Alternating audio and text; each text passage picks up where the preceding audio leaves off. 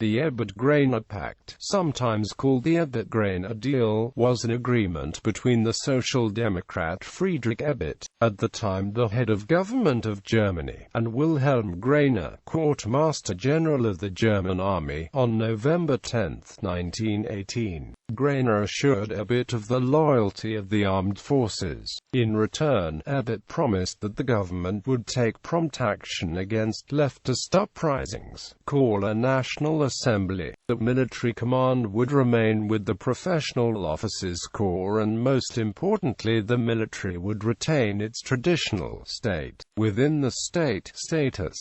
The agreement gave the government the means to defeat the challenge posed to its authority by those on the political left. However, it also drove a wedge between Ebert's Social Democratic Party and other socialist groups, who accused him of allying himself with the enemy of the revolution. It kept the military, which had been the true power in the empire during World War I, as a largely self-governing institution that operated outside of civilian control. Future governments of the Weimar Republic would thus be dependent on the goodwill or lack thereof of its leadership. Background: historically, the German civil government and the Army Supreme Command had remained independent of one another, with the military only responsible to the Kaiser, not the Chancellor. During the course of World War I, the military high command, and, in particular, Erich Ludendorff, the first Quartermaster General of the German Army, had become the de facto ruler of Germany. Although Paul von Hindenburg and Emperor Wilhelm II were both nominally Ludendorff's superiors, Ludendorff was taking the important decisions. When it became clear that the war was lost in late summer-fall of 1918, Ludendorff started to favor the parliamentization of the empire, a transfer of power to those parties that held the majority in the Reichstag.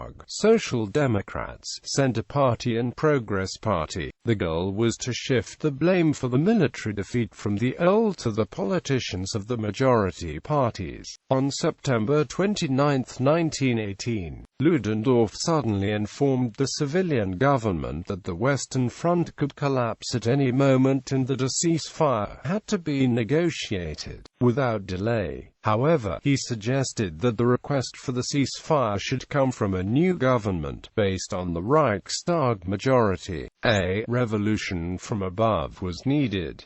Chancellor Georg von Hertling and Emperor Wilhelm II agreed, but the former resigned. In early October, the Emperor appointed a liberal, Prince Maximilian of Baden, as Chancellor to lead peace negotiations with the Allies. The request for a ceasefire went out on October 4.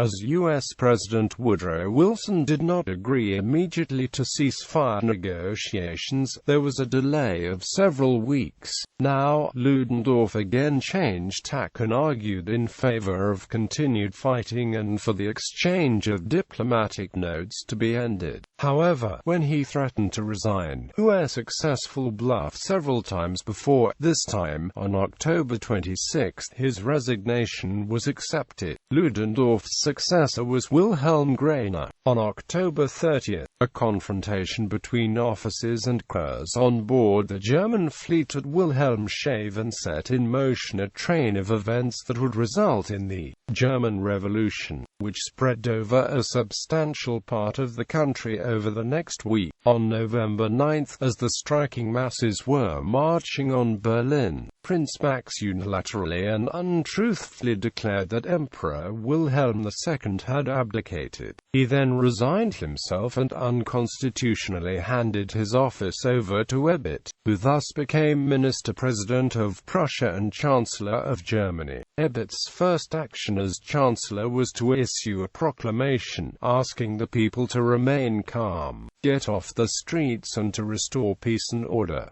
It failed to work. Ebert found himself in a quandary. He had succeeded in bringing the SPD to power and was now in a position to put into law social reforms and improve the lot of the working class.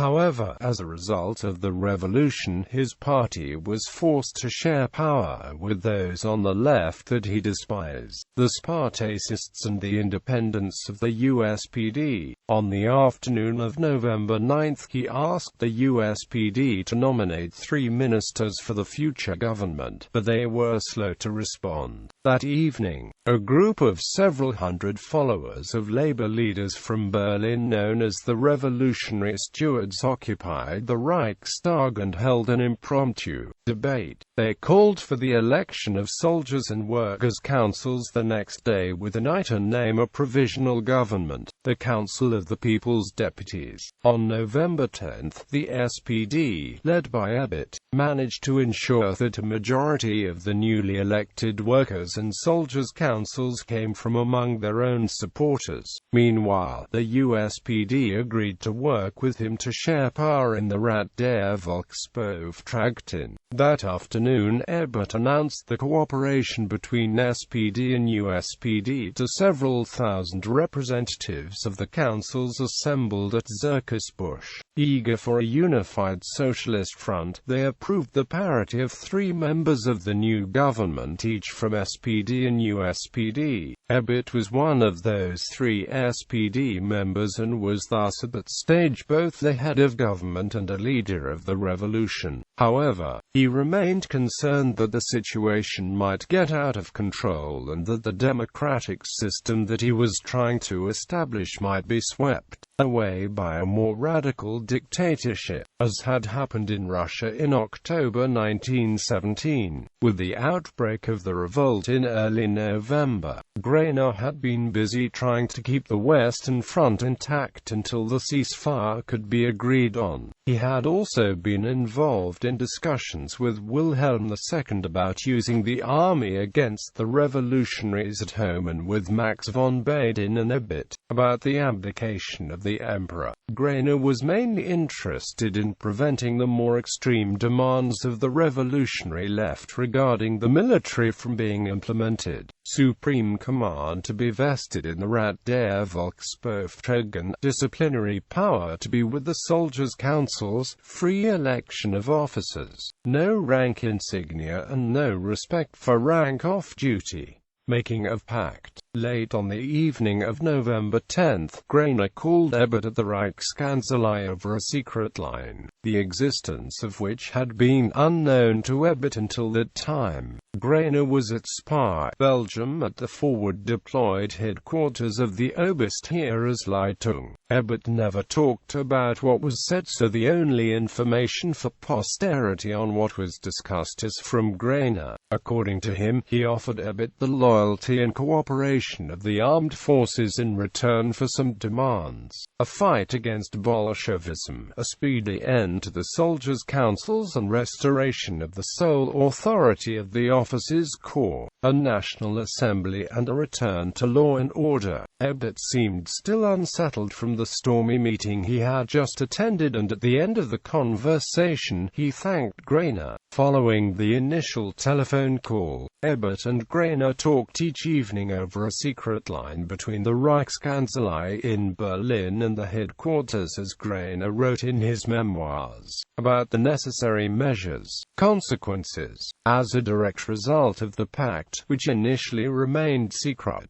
the government was not threatened by anti-democratic forces on the right and in the military, at least for the time being. Instead, it was able to focus on the challenges to its authority from the revolutionary left, that led to several armed confrontations, the first of which occurred only a few weeks after the pact. On December 24, on Ebert's request, regular troops attacked the Reichsmarine Division, a division that had rebelled over outstanding pay and the quality of their accommodation. In January 1919, during the so-called Spartakuswache, the masses again gathered in Berlin, and the KPD and USPD under Karl Liebknecht and Georg Lederbohr tried to topple the Ebert government. From January 9 to 12, 12 regular troops and Freikorps led by Gustav Noske bloodily suppressed the uprising. On January 15, members of the Freikorps Guard Cavalry Schutzen Division, led by Waldemar Pabst, murdered Liebknecht and Rosa Luxemburg. Since the January 19 elections to the National Assembly returned a solid majority for the Democratic parties, Ebert felt that the revolutionary forces had no legitimacy whatsoever left. He and Noske now used the regular army and paramilitary Freikorps units throughout Germany to dissolve the workers' councils and to restore law and order. In Bavaria, the Bavarian Soviet Republic was ended in May 1919. Since Groener saw no point in resuming the fight against the Allies, he advised the government in June 1919 to accept the Treaty of Versailles. Not much later he resigned from the army, as had his superior, Hindenburg, on June 29,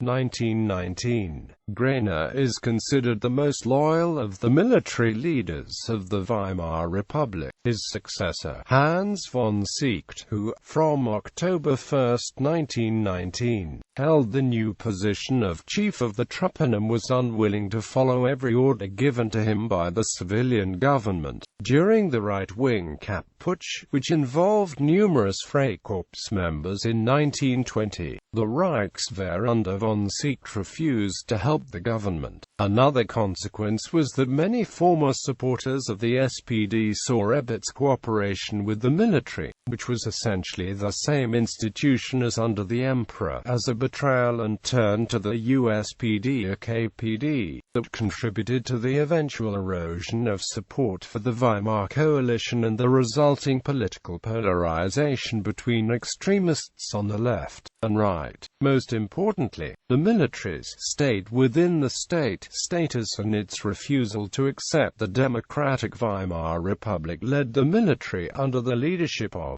General Kurt von Schleicher to undermine democracy in the early 1930s.